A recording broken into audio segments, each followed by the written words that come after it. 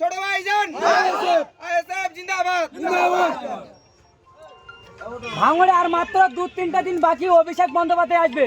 তার আগে তৃণমূল ছেড়ে আইএসএফ জয়েন করার মূল উদ্দেশ্যটা কি বলবেন? অ্যাকচুয়াল তো শান্তি তো একমাত্র আইএসএফ, তারা তো শান্তির জায়গায় আইএসএফ ফিরে আসছে। যারা আমাদের বাবেরা গেছিলেন কিংবা আমাদের যারা বড় ভাইয়েরা যারা গেছিলেন, ওনারা বুঝলেন যে তৃণমূলের মধ্যে কিছুই নেই। তো একটা লক্ষ্মীর ভান্ডার দিয়েছে, ওই ভান্ডারের ভিতরে কিছু নেই, বন্ধ করতে বলো। সেই ফাঁকার জন্য দেখলো যে ভাওতা আর ধোকা খাটা কিছু নেই। আইএসএফ হচ্ছে মূল লক্ষ্য, আইএসএফ হচ্ছে গরিব মানুষের আওয়াজ, আইএসএফ হচ্ছে সাধারণ মানুষের আওয়াজ।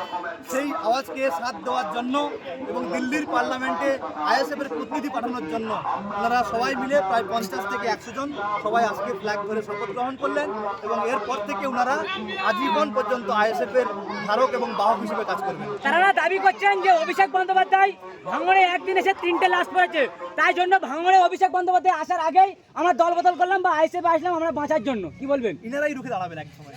অভিষেক ব্যানার্জি যেটা শুরু করেছেন, যে তৃণমূল নামক যে কোম্পানিটা চালাচ্ছেন উনি, সেই কোম্পানির মালিকানা এখন কিন্তু বাজেয়াপ্ত হওয়ার পথে। সাধারণ জনগণ বুঝে গেছে যে তোলামূল আর ধান্দাবাজি আর গরুচুর আর বালিচরের মাধ্যমে কিছু হবে না।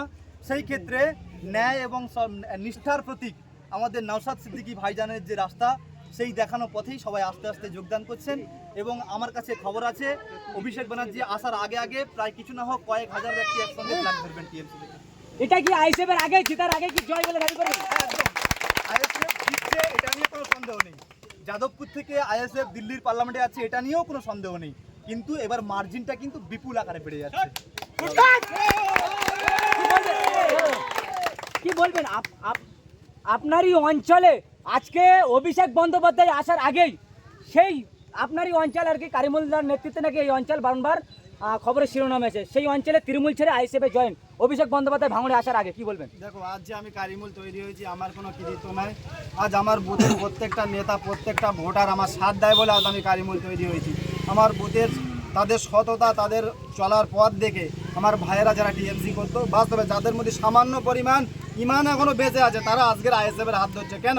যেন এরাই হলো আগের দিন, এরা ভবিষ্যৎ, এরাই আমাদের ভবিষ্যৎ গড়তে পারবে। আমাদের ছেলেদের, বাচ্চা বাচ্চা ছেলেদের হাত দিয়ে বন্ধুর মতো, নিজের ভাইয়ের মতো আগামী দিন আমরা পথ চলবো আর এই অঞ্চলটাকে বিপুল ভোটে লিড দিয়ে আমরা জেতাবো।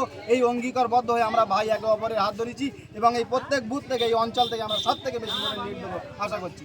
এই এত ছেলে, Abhishek Bandyopadhyay second in command বলে বারংবার, আর তৃণমূল কংগ্রেসের second in command Abhishek Bandyopadhyay. এই অভিষেক বন্দ্যোপাধ্যায় ভাঙড়ে আসার আগে ঢল নাম তৃণমূল ছেড়ে আইএসএফে জয়েন, কি বলবেন? এটা কি মুখ পুড়লো অভিষেক বন্দ্যোপাধ্যায় বা শওকত মোল্লা? যে কামান বলছো না, কামান ইংরেজরাও এনেছিল ভারতবর্ষে, সেসব কামান সব ফেলে গেছে, এসব কামানও ফেলে যাবে। যখন হক আর শত্রুর লড়াই চলছে না, যখন হকের লড়াই আর দুশ্মনের লড়াই চলছে, তখন আচ্ছা কামানও ফেল হয়ে যাবে। কোনো অভিষেক বলো, কোনো কামান ফামান চলবে না, হকের লড়াই চলবে। এইভাবে ন্যায়ের পথে আমরা এগিয়ে যাবো আশা করছি। আমাদের ভাইদের সব হাত ধরে কি দল করে দেখে না, নিজের সততার পথ দিয়ে নিজের হকে চলার জন্য আমরা এইভাবে একে অপরের কাঁধে কাঁধে রেখে আমরা এগিয়ে চলবো। আগামী দিন লড়াই জারি থাকবে। লড়াই জারি থাকবে।